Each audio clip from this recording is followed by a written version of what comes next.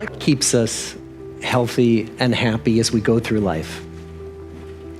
If you were going to invest now in your future best self, where would you put your time and your energy? Most of what we know about human life, we know from asking people to remember the past. And as we know, hindsight is anything but 20/20. But what if we could watch entire lives as they unfold through time? What if we could see what really keeps people happy and healthy? We did that. Well, initially they were two separate studies that actually didn't know about each other. One study started at the Harvard Student Health Service, the health service that gave healthcare to Harvard undergraduates in 1938. They were interested in studying mental and physical health. They said, there's been so much emphasis on what goes wrong with us as human beings. Let's study all the things that go right. So they thought they would study a group of Harvard College undergraduates for a few years to see how they moved through college and into young adult life. And the second study was started just nearby at Harvard Law School. It was started by a law professor, Sheldon Gluck, and his wife, Eleanor Gluck, who was a social worker. The two of them were interested in why some children from really disadvantaged backgrounds managed to stay out of trouble and grow up into upstanding citizens. So they gathered all these boys from some of the poorest and most troubled families in the city of Boston in 1938. So these were the two studies. They didn't expect either of them to last more than 5 to 10 years. And then my predecessor, the third director of the study, brought the two studies together and said, let's study these two extremes of the social ladder. Let's study them together. And so that's how it started. Well, there are many, many results. That's why we published, a couple hundred papers, but there are a couple of very big results. The first one will not be a surprise to you or to our viewers today, which is that taking care of yourself physically is really important to live longer. So then the second big finding, and I think that's the one you want me to talk a little more about, is a finding that we at first didn't believe. So we were trying to see what predicted who was going to be happy, but also who was going to stay healthy longer as they grew older in our study.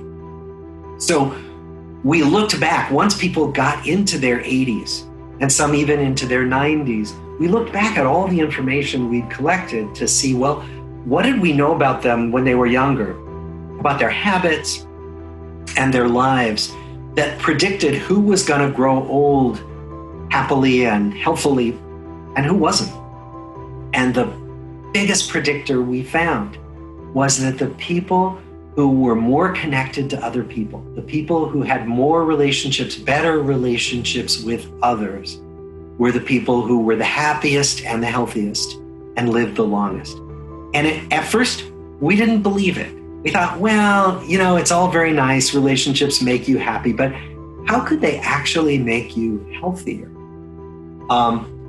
And it turned out that other studies were finding the same thing. So no single research study, as I bet many of your listeners know, no one research study tells the absolute truth. It's just impossible. So what you want to get is many studies to come to the same conclusion. And if that happens, many studies of different people, then you can begin to trust the conclusions.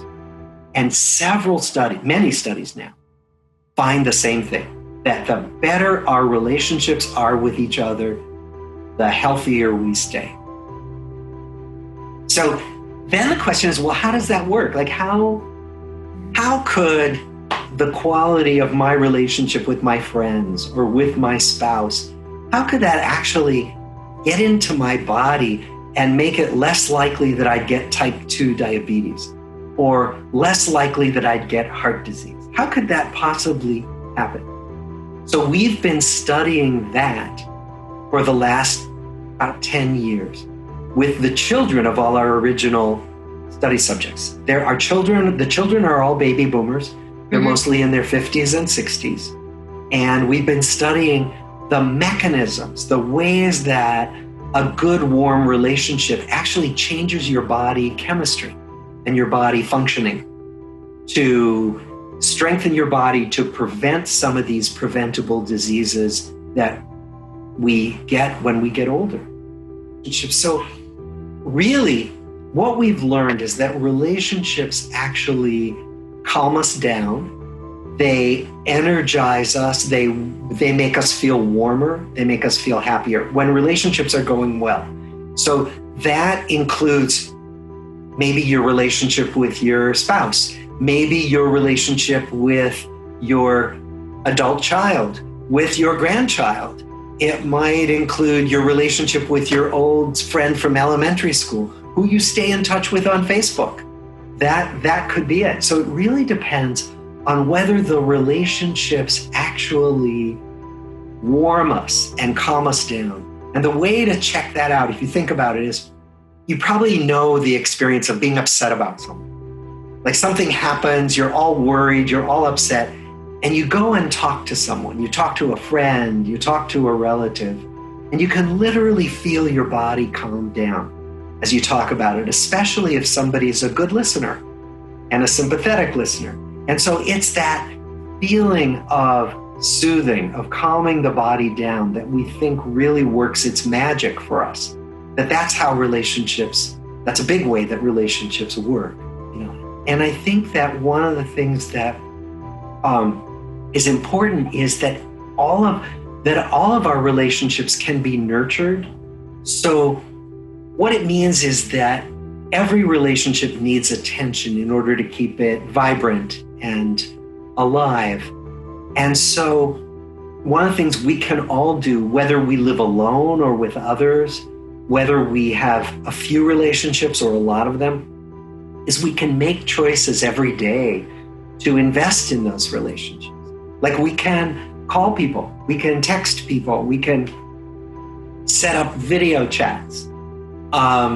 Even during this time of social distancing, it's that each day you want to think about, okay, who have I not talked to in a while? Or how could I reach out to that person who might be a little more alone than they want to be? And that's the kind of way that we can keep our relationships going no matter who we are. My predecessors used to ask a question of our study participants. They would ask, who could you call in the middle of the night if you were sick or scared? Oh, wow. List everybody.